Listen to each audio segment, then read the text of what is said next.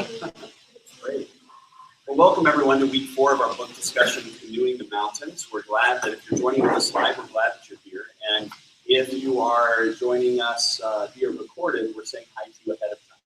But we hope that you're able to hear okay. And if you have any thoughts or ideas you would like to share that maybe aren't reflected in the group, feel free to email me at johnl@alomazone.org. And you can also find that email address on our website on the staff page. And we'd like to hear from you and hear any thoughts you may have as we journey together through this book. We're on week 4 and beginning at chapter 12, which is the first chapter in relationships in resistance. We talked a little bit about this last week, but we know we're going to be experiencing some sabotage and resistance as we move forward in the process. And as we get ready to begin, let's pray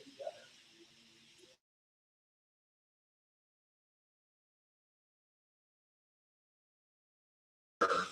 This book and by a church expert. And we recognize that we're not experts. And in fact, as the book tells us, there are no experts in how to reach this community today.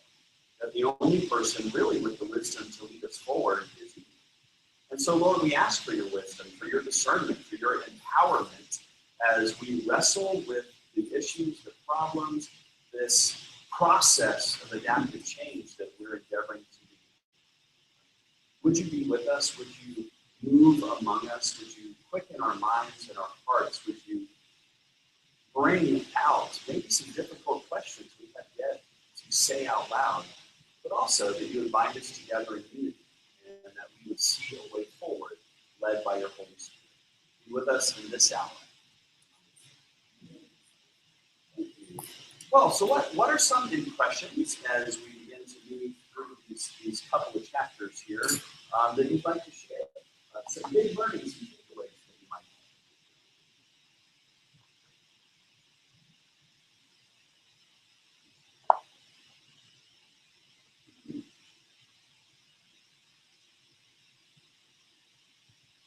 I guess one of the things that struck me was that,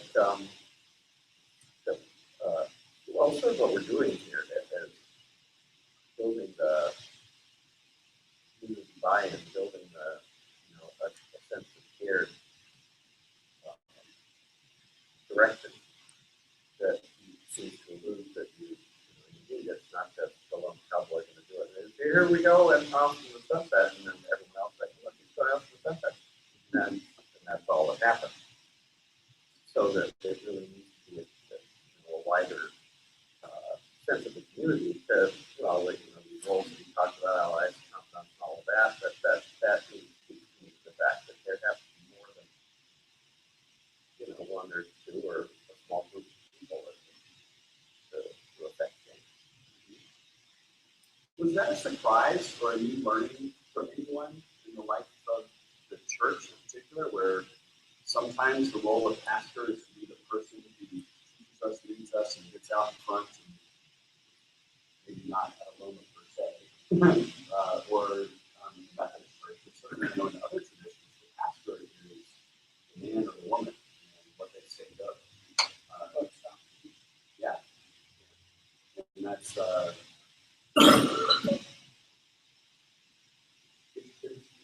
that. You think very strong, especially small neighborhoods, where the pastor is finances, building, leading the church. When he says something, that's what's going to happen.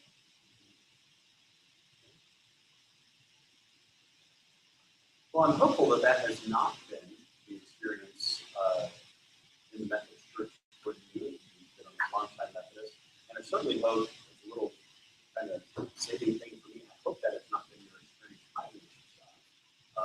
Moving forward as part of the tutorial and that thing. I hope not. Don't say it here where it's recorded. I'm talking to you privately.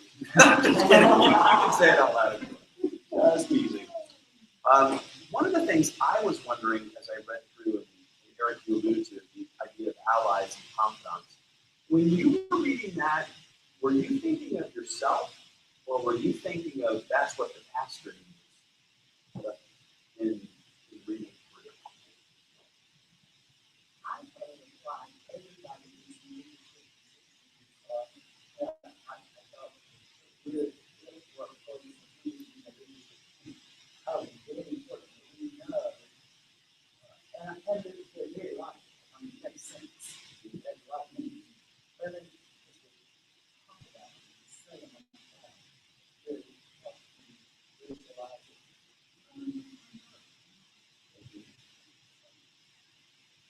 For those of you who have served in a leadership capacity recently here at Aloma in the last few years, how did the idea of confidants rest with you? I've never been a lay person in the church. I've always been either a staff person or a clergy. So the idea that I would have another profession and serve on a leadership team, I just don't know if you talk about with a spouse or a friend your role on that leadership team and that whole idea of confidant, somebody maybe outside of your spouse or someone else that's on the leadership team. Does that happen? I'm curious. And I may not be communicating well. If you don't understand, please ask me a clarifying question. For me, it was always something else. It was in the same position. And that's it. And we had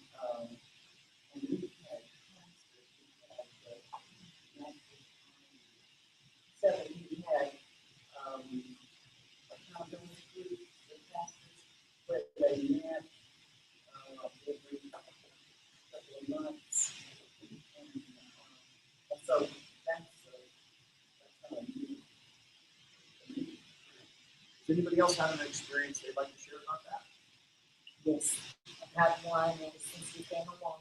I needed confidence, and it was within the organization, but everything about confidence applies to her. See your heart, look at only to you, give you encouragement, can lift you up, not partners. But it was inside the organization, and that person had lifted me up and had gotten me here. What I'm I said, oh yeah, it's awesome. I call it elders. I don't call it confident.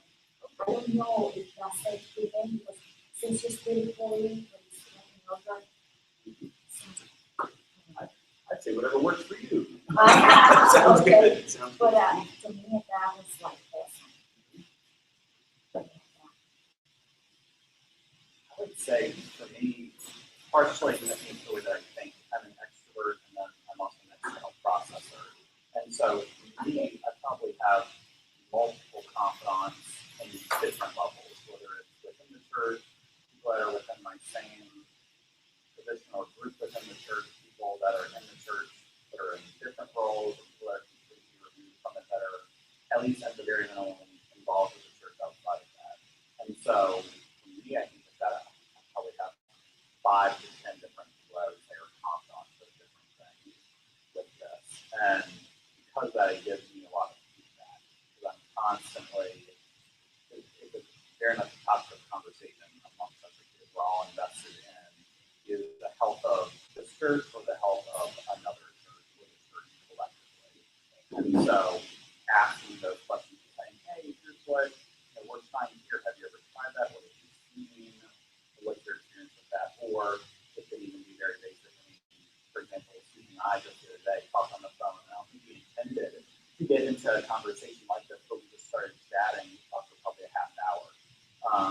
And just going back and forth, well, how do you feel about this? Or what did you think?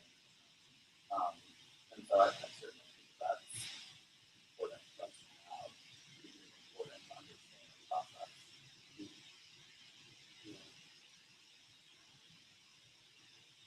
I'm thinking back to, I think it was last week, Daryl was talking, or maybe the week before, but about getting an outside perspective, an external look, and how do we not get into that the dangerous group thing that can happen.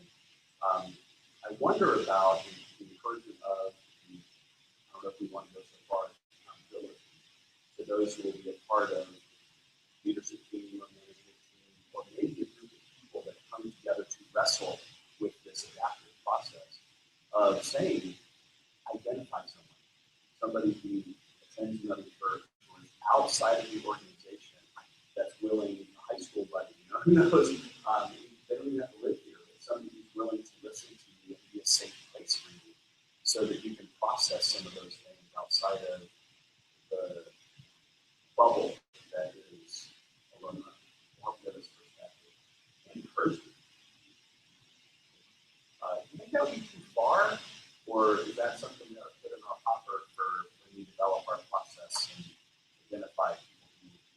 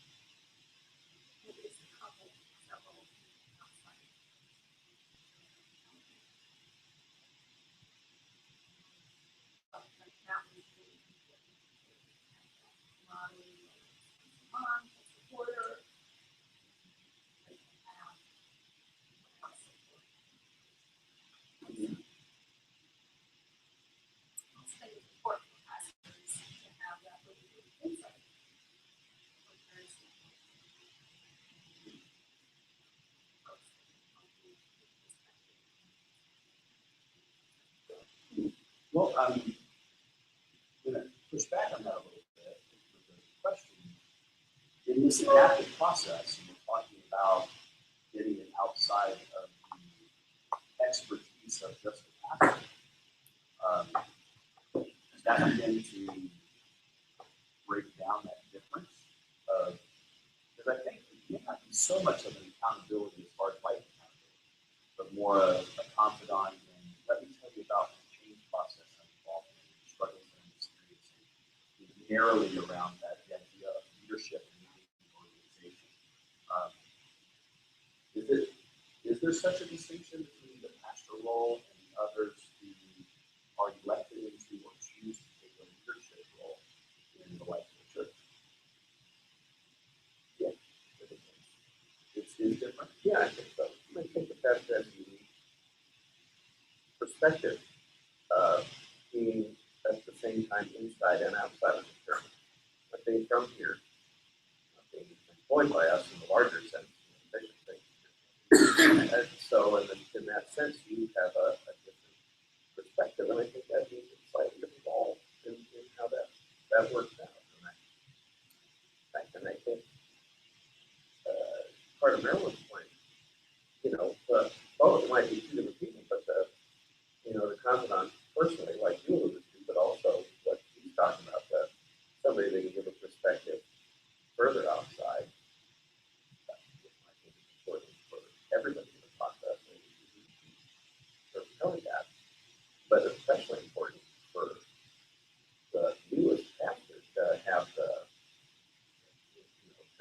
have the outside perspective to look at, to, I guess, maintain your own identity.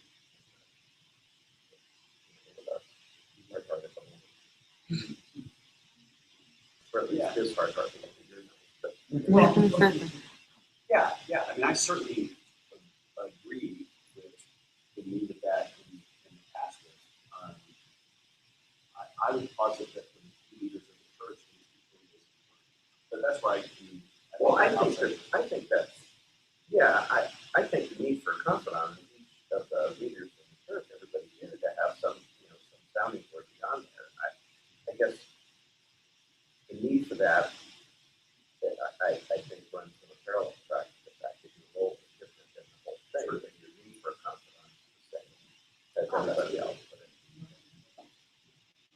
And I think confidant is somebody that you trust will tell you the truth when you hear it, not just always know it well.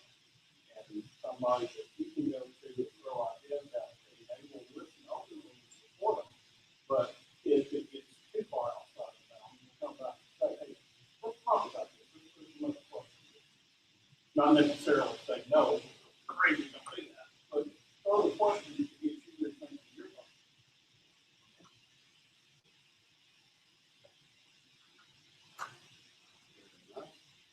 So number 4 there on 161, who do you see as the senior authority in this process for us? Because in the one hand it says it wasn't Commander-in-Chief Jefferson who crossed the Continental Divide, but Clark, which to me sounded like yes, or some outside authority. So I can think of, but 161 under senior authority. That's a good question. What do you say? Let's take the question down. Who's our senior authority in our process? Is it you guys? Somebody else? I wasn't looking at it that way. So I can answer this question. I was looking at it more like there are people in any organization who don't have actual roles in leadership, but do spread and hold authority among them. That's what I was saying.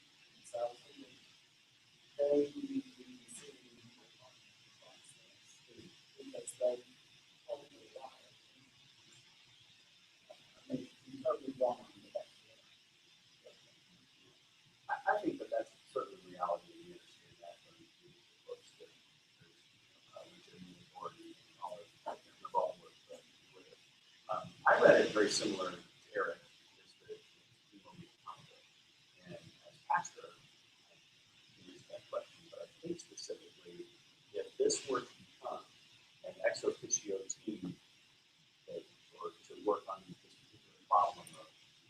what is our DNA and how do we create an adaptive change model for us, who would that group be accountable to? What would be the authorities that would help guide?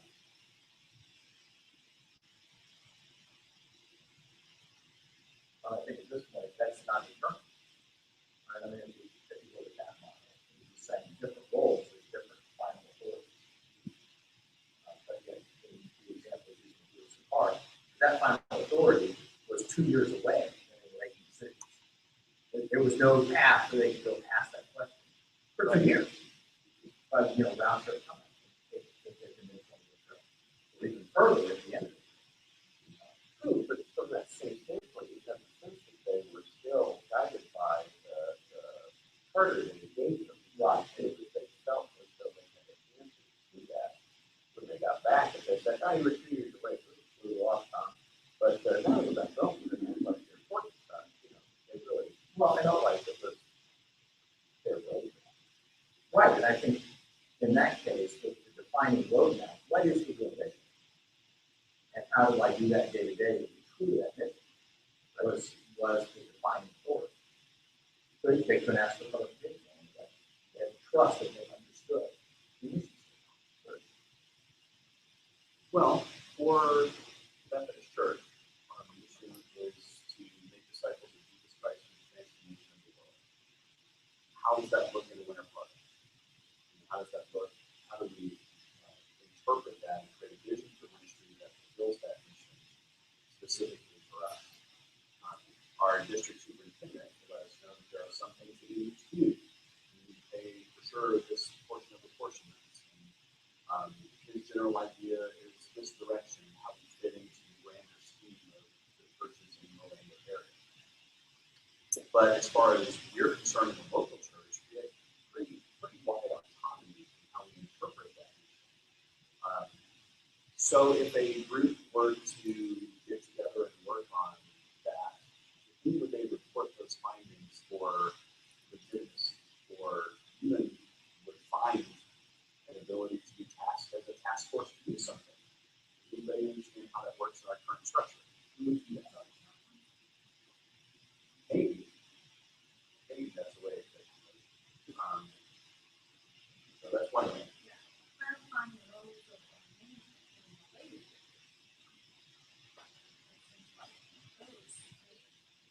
Taking our current structure,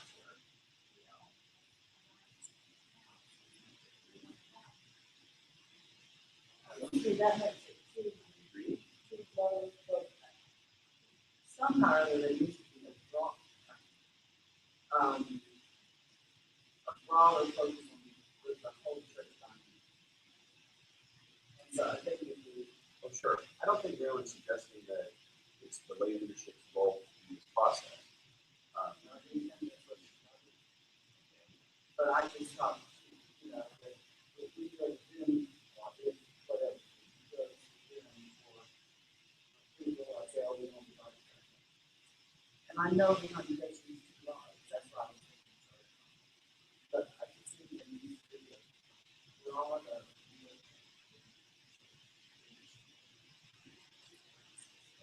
Well, the leadership and management is our target. Right. By the definition of discipline, that's the only group that's there. Because it used to be the administrative council and the council minister. That's a church conference. Oh, yes, they can come, but they can't vote. That's a church conference. And by the discipline of the church conference, really Well, my understanding is we have been working on clarifying the roles of lay leadership. That this particular function falls under the lay leadership mandate of the guiding and directing of the ministry and the mission and development of how to get into vision in the church. That's the lay leadership job. And to push that to a larger team of people to create a process and to walk through that process, it certainly makes sense. And to have regular housing progress going, how does that work while they maybe wrestle with some other issues. But I see this as really a key thing that our leadership is involved in.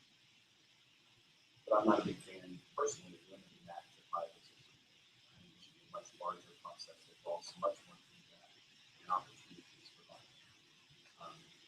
Again, what would it be like? And this may be something that we can entertain as we further refine the process. But we do have a church conference down the road specifically called to review the mission of the church, its vision, and some of the strategies that we may choose to employ over a 3-year period or 5-year plan. That might be a really smart thing.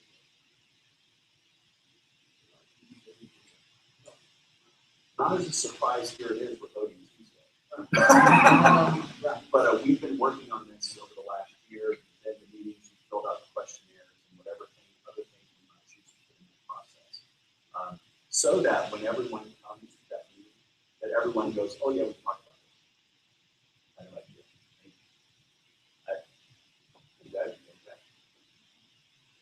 And that is me thinking out loud about this. I don't have a secret plan that I'm trying to manipulate you guys to.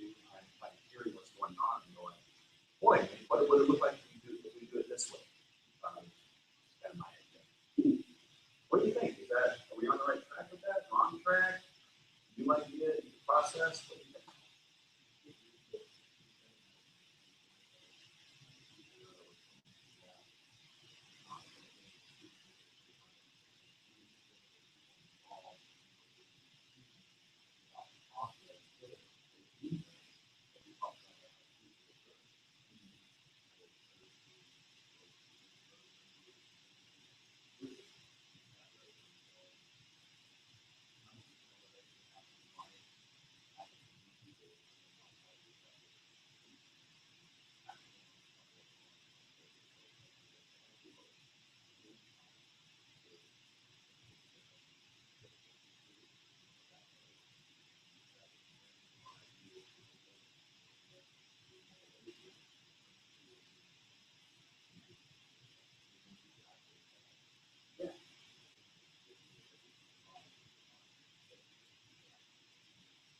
I think the writer was really getting to that when he was talking about planning for and thinking about casualties, how do you involve the centers in that, and how to create not just placating and the illusion of input, but the actual honest seeking of that input and taking it seriously and wrestling with it. Because that is where some really great ideas or questions no one else is brave enough to ask are going to become the things we nobody talks about, right?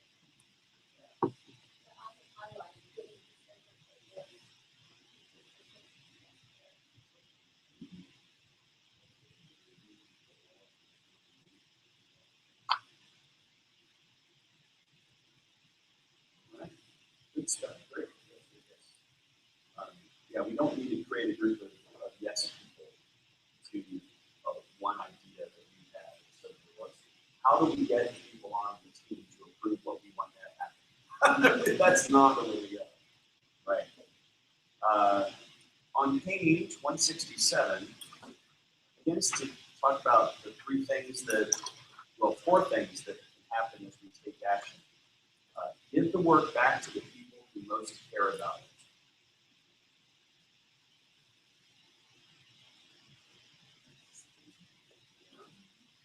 I think that assumes something that people actually care. So finding out what the church cares about, that's a pretty important process for us.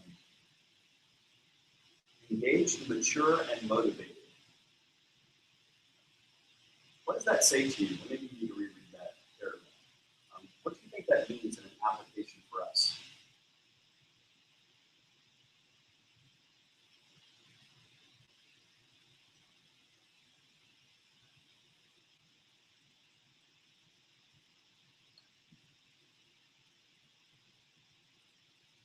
I would say, depending on what it is that we now care about and that we're moving forward, would be to identify people who at least have a basic knowledge, or at least skill set or a passion for whatever that thing is.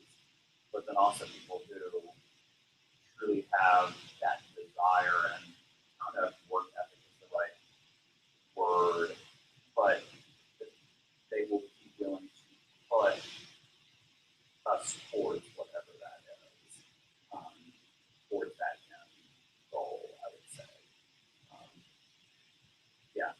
has that desire and just the tenacity to put us forward and to align us, like it talks about aligning with the mission, and they can do that and in fact moving it towards whatever it is that we're going to accomplish. And that somebody who's really motivated and has and so it does the same. It energizes you, you don't get like tired.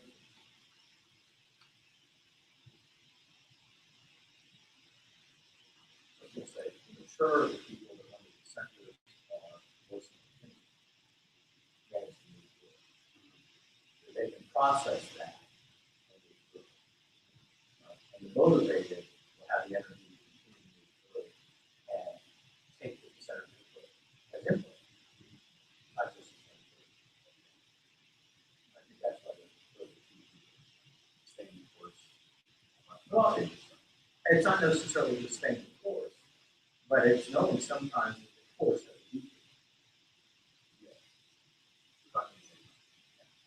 One understanding that input is not necessarily a personal attack upon either you as the person or the work that you have done, but that input is just simply a difference of opinion, thought process, how they've arrived there, but it's not, just because there is that difference does not mean it is a true personal attack. Well, and sometimes with the center is somebody, to go back to a confidant from earlier, somebody who's had a different life experience and has been through that storm and said, yeah, I'm dissenting because I've been there, and the boat sinks. You know, You skip a few pages and then you'll find out. right? I mean, it's like if it's a video game, it's like, no, don't go through that door. I think because if we look at the concepts of the red zone and the blue zone, we're working in those two zones, that the mature folks work in the blue zone and work in that rather than in the red zone. And I think those are some things to look for and continually check ourselves as we gather in meetings and when conflict arises. And particularly if it's conflict that seems like it's not moving forward, take a break and take stock. Where are we working from? And not that if you're working from the red zone, you're bad, but instead, let's explore that. And let's look at that hurt and that sense of loss and how do we begin to address that and maybe move us to a place where we can get back to operating from the blue zone. Might be a great next book for us. Red zone, blue zone book. I haven't read it yet, but talk about how to get conflict. So,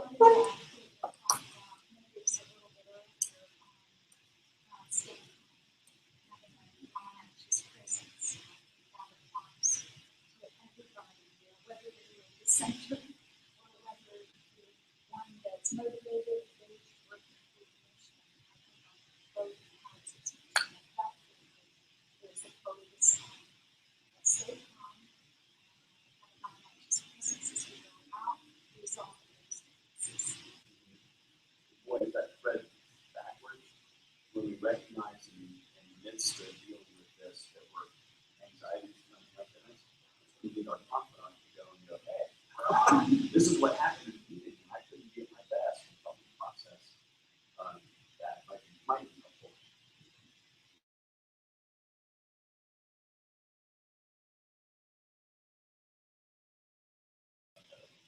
Anybody want to say more about that? As whenever we get to the place in the process where we're taking action. I think we've talked a lot about open communication and ways of providing feedback and that type of thing. And then it invites us to turn to the next chapter of expecting sabotage. Do you have to be French?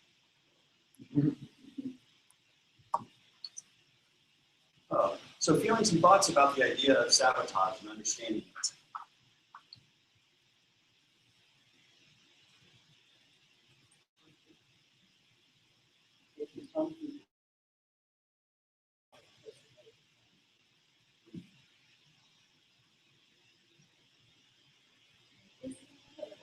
Yeah.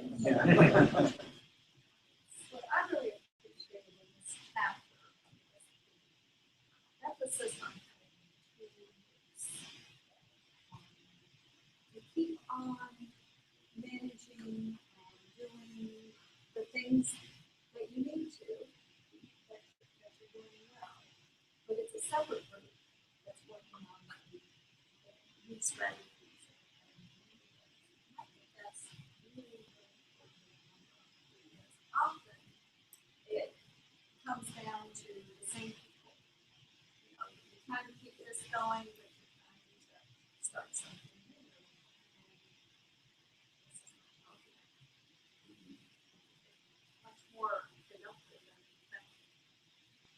that's true of aggressive farmers that too. Because I think in leadership it's frustrating when the farmer or the public ground consumes everyone's attention and other ministry comes to a stop because everyone's attention focuses on it. So, yeah, I like that. I really should get some attention out of it. Everything more and what we're supposed to be doing, I want to get some.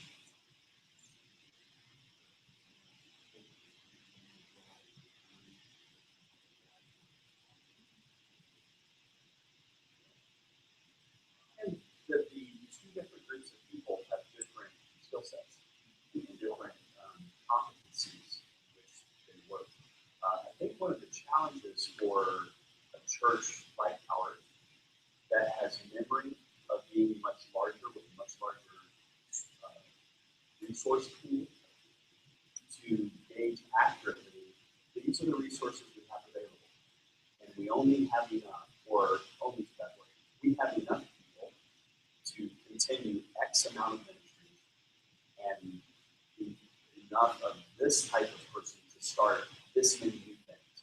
And any more than that is too much. And to be realistic and honest about that. I don't know what those things are, what those numbers are, but I think that's hard to have that honest conversation. What it is that as you get in your different phases of life, your mind is writing checks your body can't cash. And some of those ways, our memory can't write checks that our current body. Same thing goes when you begin to grow. You have the opportunity to do more and to experiment more as your resources increase. How do we continue that open dialogue about what's reasonable given our current environment? Yeah, I liked where it talked about focusing ministry through some prevention, not necessarily efficient.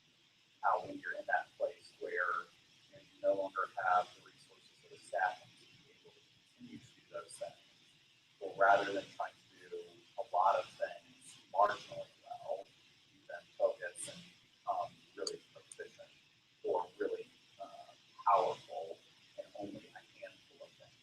But in that, there is still loss where it's a staff person who either is in their job or losing a focus of their job, or maybe just one person in the church that are losing something that they're passionate about. But ultimately, it refines the church, makes it more powerful, but you have to get through that loss. I mean, in our own ministry with high school students, we're going to be doing that this year. Really have to look at we've grown too quickly to be able to have the greatest impact. And so now we have to refine that by reducing. And it's going to be people like it. But ultimately, we will make the ministry much stronger. I've seen kind of the same thing right now here a little bit, where we start to see some of that reduction process already taking place. And this process will only probably exacerbate that or make people feel that more. Yeah, there's a lot of attention focused on what we don't do in that sense of loss. Very real. One of the questions in the conviction part, it was in some of our earlier reading, was what do we have the potential to do better than anyone else? Talking about evaluating the ministry or the organization as a whole. I think that'll be an important question for us to explore. I did, and I'll share these in a little while before we close. I went through and just did a cursory kind of put together of what I saw as some ways of moving forward and creating a process for us to work through, questions to ask, a little bit of an order of do this, then this, then this, then this. It's not quite as descriptive as that, but I just wrote those down as an opportunity for you to read and give your input on this sounds great, we're missing this part. Maybe somebody who's a better process thinker than me might come and say, if we were to do this with monthly meetings or weekly meetings or whatever, I might do it this way. And maybe through some refinement in reading and input, we can begin to develop some framework where we start. Here's the first 2 or 3 steps lined out, and we'll sketch the others depending upon how the first couple weeks go, so that we have some opportunities not just to read this book and go, okay, we're done reading the book, but have developed our next steps.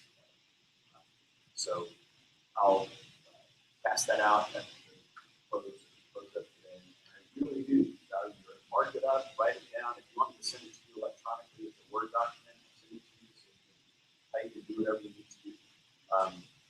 And see how that goes.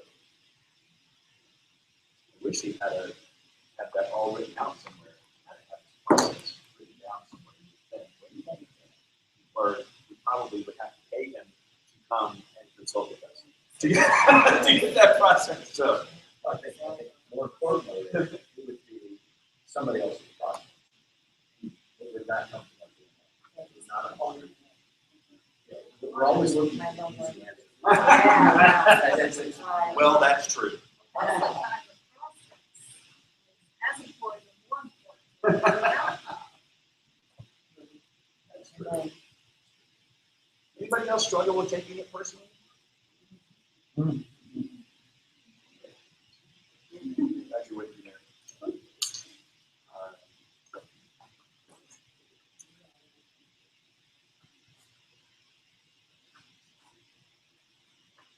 And Daryl, this is the chapter that said the leadership we have today is indeed perfectly designed for the results we had. That was as I reread that preparing for tonight, I was like, yeah, it is. It got me into sound tour. Part of it is just because I like to go to those spaces. You know, say I can't spell it. I won't say it. It really put a new reflection on all the times that things have been sabotaged. It wasn't because they were trying to, because they were already in a comfortable state and that would change the state. They were coming to their comfort zone. That I don't want to do that. That really moves your thinking towards that result, where that could come. And have compassion about loss. And how do we come alongside them and move someone to a different place where they can be a part of that process and not just be stuck where they are. There's a commercial out, I don't know if you've seen it, but it's something about you weren't always an expert at what you know how to do, and they show a little kid riding a bike falling off, and then a baby walking and falling down, and I thought, let's show that. I'm very funny today, soon as an example, you know. We weren't always experts at what we're doing. It's difficult to go back and become a learner and awkward. Since I read it, I wish they had sabotage for it. Because really, I about World War II and how there were saboteurs that came ashore, but they weren't looking for the saboteurs and blow things up. But, you know, that's what comes to mind. Sabotage or direction or joining into machinery and stuff. So, you know, it's more, I guess, an act of violence, an intentional act of violence, not I'm looking to keep the status quo happening, as opposed to an act of blow something up.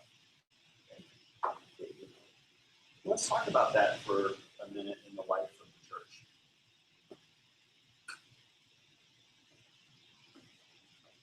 Well, and I think, you know, going back to the servant side of it, I think there's both. There are people who are actively not wanting something to change for no good reason outside of that's what they want to do. And there are some people who are, I don't understand why we can. No one's explained it to me. So I'm blocking this because I think, you know, we're going the wrong way. Or, you know, that sense of loss. I think there is a mix, and I agree with Eric.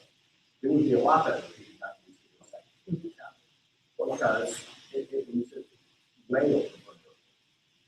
Well, I experienced both of your examples as intentional. They're intentional with different motivations. Well, fair enough. Like, because if you go with the classic definition, it was for the destruction goes, no, not with revelation.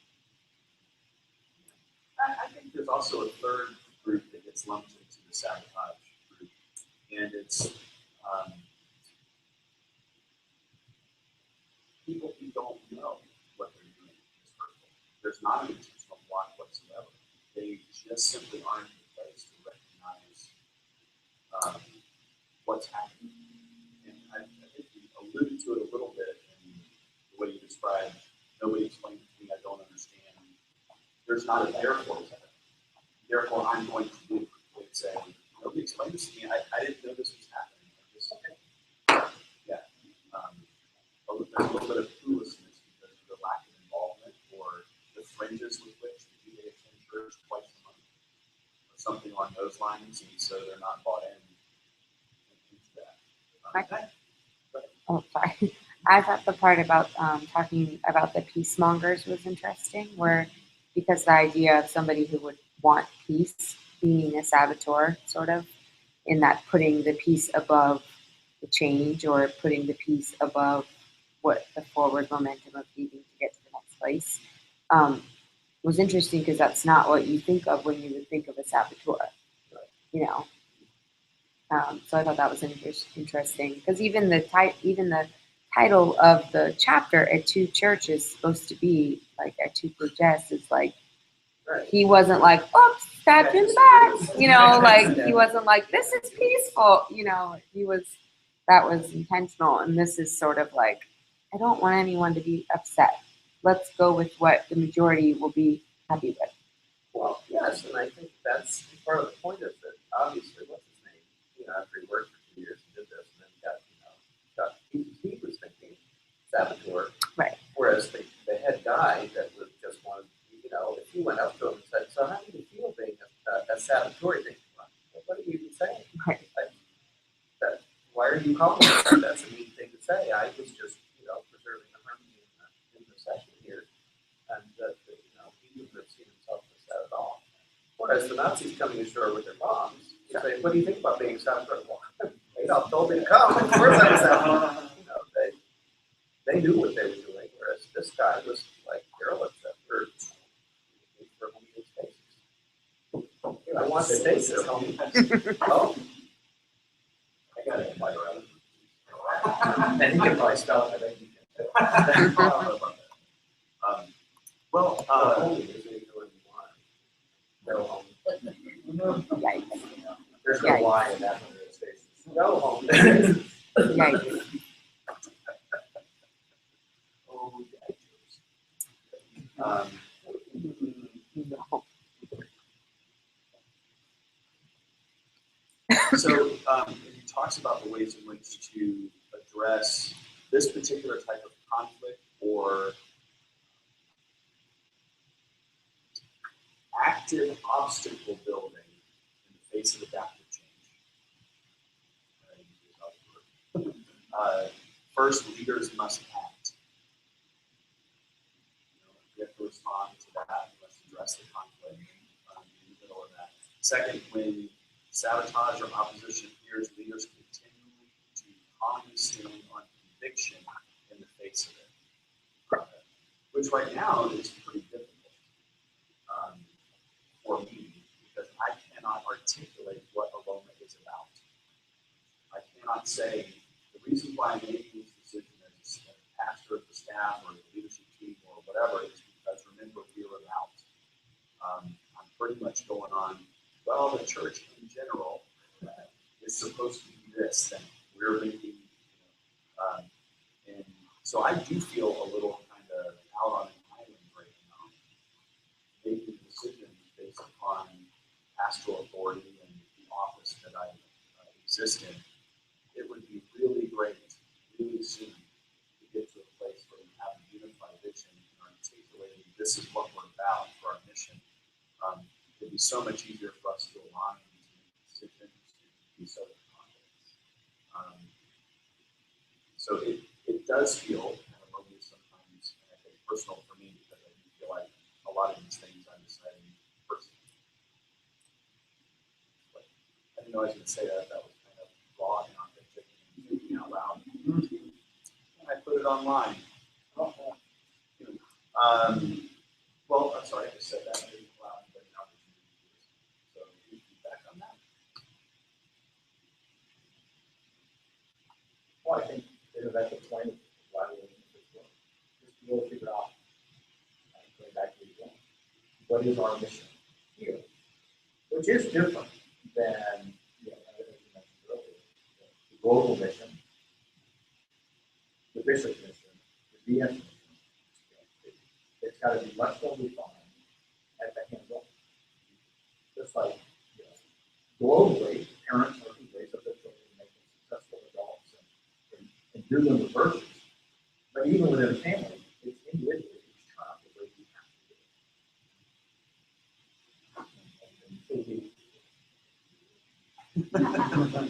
That's a Well, conversation for another time. but it never works if you do it with a global model that isn't individual.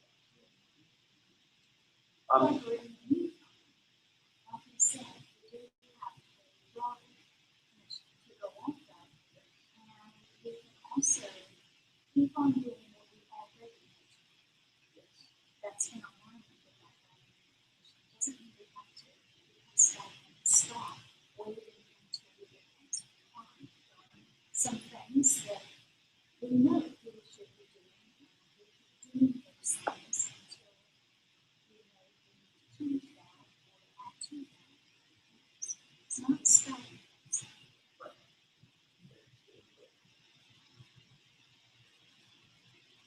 Thirdly, leaders inspire. I just would call your attention to the difference between leaders and managers. I think that's a pretty important role for us to consider as well. And leaders don't act alone. So, glad to be doing this along with you. Well, as we wrap up those two chapters, these ideas, we have about 8 minutes left in our session. So, things you wanted to say, or questions you wanted to ask, or posit to the group that you had hoped to talk about tonight that maybe we didn't get to, or might be helpful for us to explore.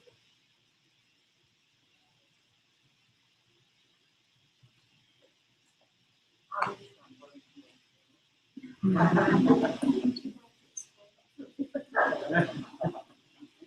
read it and I underline it and I think about it and it makes so much sense.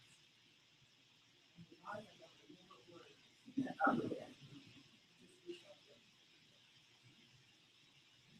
I guess the other thing I would do, it's not that we don't mention it, but for us, in particular, as we're trying to move through this, is to keep it really perfect, because we're the confidence and the ability to move through it with the mission once we have that, is that confidence, the confidence that we have that it's not solutions.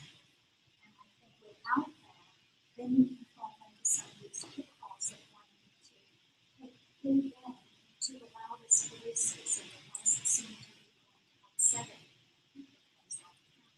So I think that needs to be something that we're very intentional about keeping in a very careful process. Or we just depending on our own.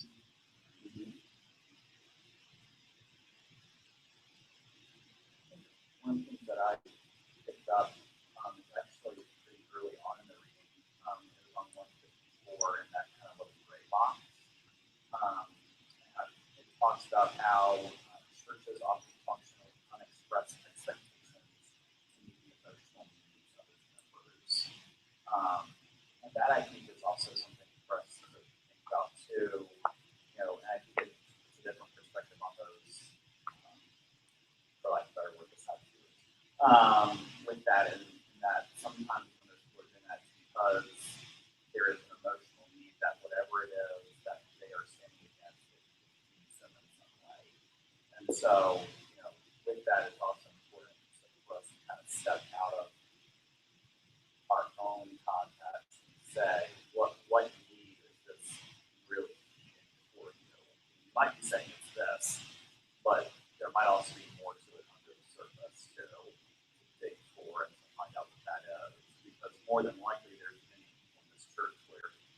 have these unexpressed expectations or emotional needs that the church is meeting in some ways, and it will take us talking to them and not just waiting for them to give us feedback or to wait for that reaction, but to actually sit and to dig deeper and to ask kind of probing questions to figure out what's below the surface of that, and why they're reacting the way that they are.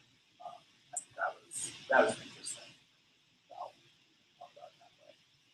I think there are people who are spiritual like that, who it's not just a process of questions, they get a sense of and enlightenment to those undercurrents and things that are happening.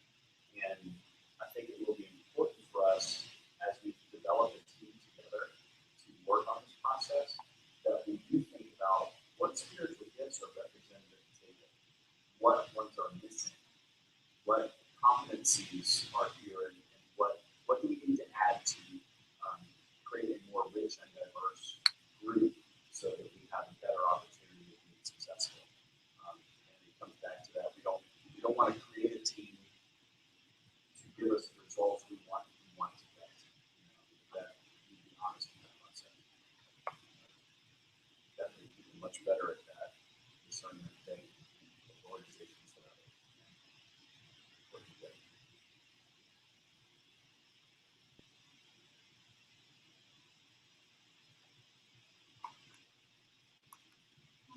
Keeps one referring back to the mission trumps everything. And I agree with that, but kind of picking out on what Justin was talking about. It's mobilizing God's people to accomplish that mission. That's our purpose. And so trying to get everyone engaged and really ask for our love of God's people to help them to be able to fulfill the role that He has for them in accomplishing that mission. So I think, yes, the mission trumps everything, but you can't get there unless you have to kind of recognize where they're going. So, and part of what Preston is talking about is where that comes. Yeah, I think the goal is to get everyone in the pool. Some of them will be on the side dangling their toes in. Others will be jumping off the high dive and splashing around in the 12-foot section. And everybody will be. And based on a person's spiritual journey, their current life stage, what's happening in their moments, they're all going to find different places in which they're engaging in the mission of the church. But I think our hope is that all of them have a part of themselves in this and continually working on their capacities. And I think there are times in that process we could get discouraged because that happens, and where people are in different places in life, sometimes they can start out having one goal in the process and then have to change that goal, and that's where we have to learn to develop and keep moving forward. But that is a challenge.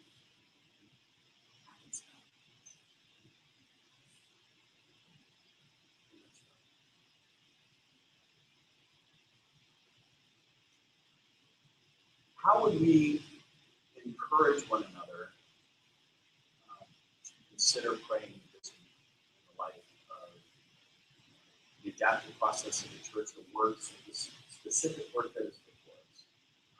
What would you encourage your other teammates here to be praying for and about this week? The first thing when everything happened these past few days, I said, people are going to seek for the Lord, and that's what I'm praying right now. Even and then all this morning word exercise, and I'm going to be asking for the people to look for the Lord, for the ones that are Christians there, because they are going to seek for something now. They're lost. I mean, these guys shot a lot of people, and 15, I think, the Puerto Rican like me, and it's just devastating. And they're in that lifestyle is so devastating to see everything. So hopefully the church is going to be packed on Sunday at 10:30. People looking and going to be ready to thank people. What are we going to do? We need to have the Lord and the love of the Lord right here on this hands. That's it. We cannot do anything else. That has to be explained to everybody, because there's going to be everybody coming. And we need to be ready. I mean, might not happen this Sunday, but let me tell you something, it might happen. So I'm praying for that. I'm praying, if they're seeking for something, let's seek for the Lord. There's nothing else to seek for.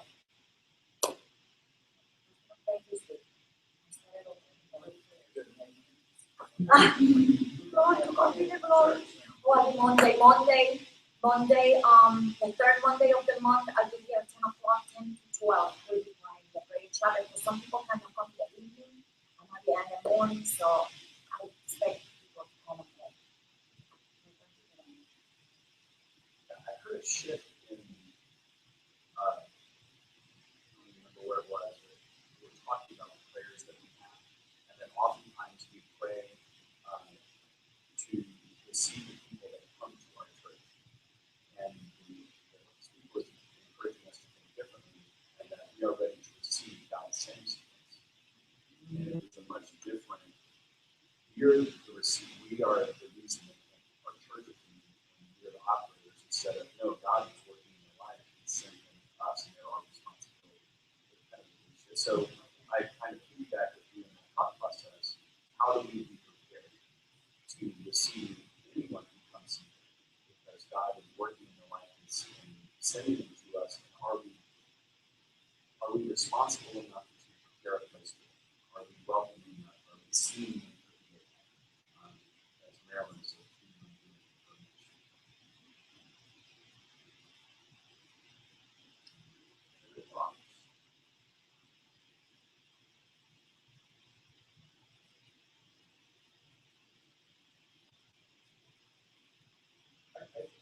The one thing that I think it was chapter 12 was talk from Phil Collins having a big, very audacious goal.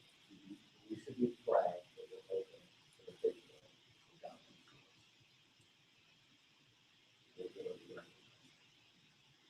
It's a goal. a very audacious goal.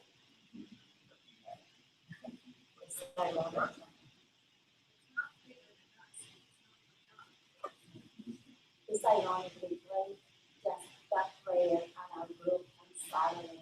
But one day we get there and we said, no! Like the Spanish people do. We all laughed so much Saturday in our group because that was our prayer, how we call it. It's one spirit, one Holy Spirit directing.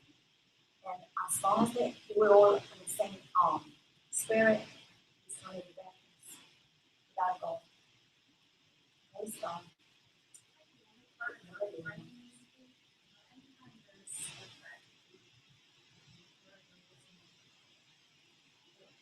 Emphasizes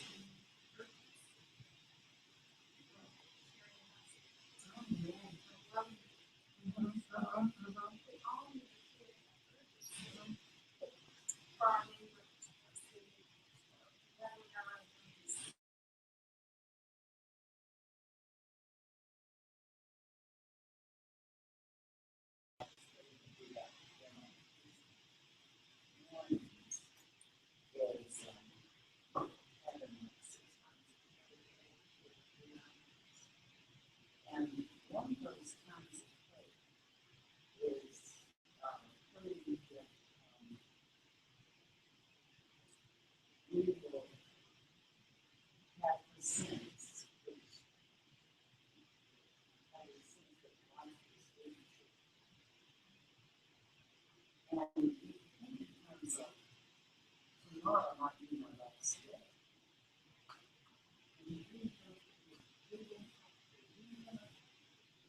And to live our lives like that.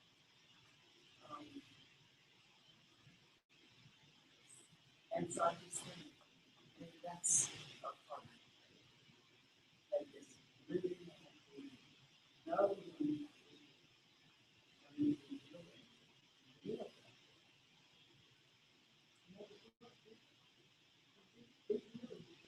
Not that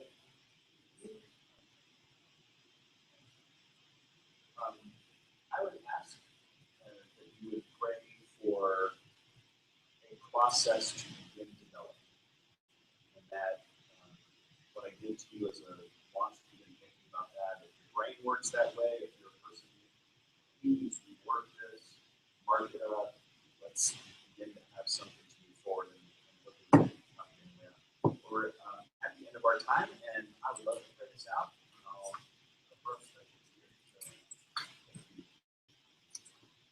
Lord, we pray that we would be open to those who come seeking, and we know that there are going to be a lot of folks asking why.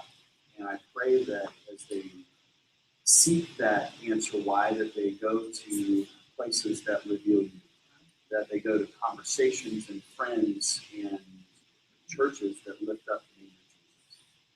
Lord, for our church, we ask that you would open hearts to rely on you for something that is bigger than we can accomplish on our own, that you would begin to formulate throughout the grassroots, per se, of our church here, of every congregant, that you would begin to plant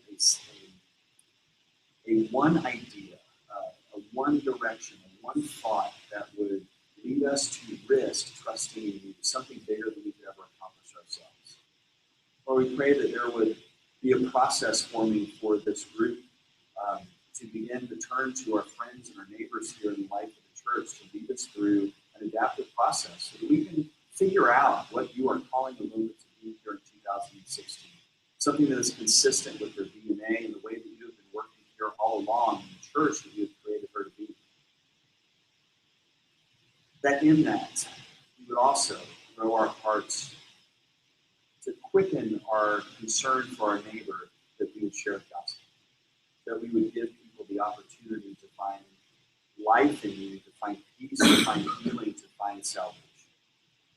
And that they too might come alongside us, trusting that in our living or in our dying, that life is found in you. And that our days here are fleeting, that we would make the most of them for your glory. And that we know that no matter when our time is done, that we can have the confidence through being a son or a daughter of the risen Lord, that we would be called good and faithful in the way in which we have served you. Lord, I thank you for the gifts that you have brought to these tables this evening, for those who will watch and experience this online, for the giftedness that they share, and that together you will lead us to a future that will help transform this community to look more and more like the kingdom of God. Lord, help us to love you. In the name of Christ we pray. Thank you. Thanks for watching. See you next week.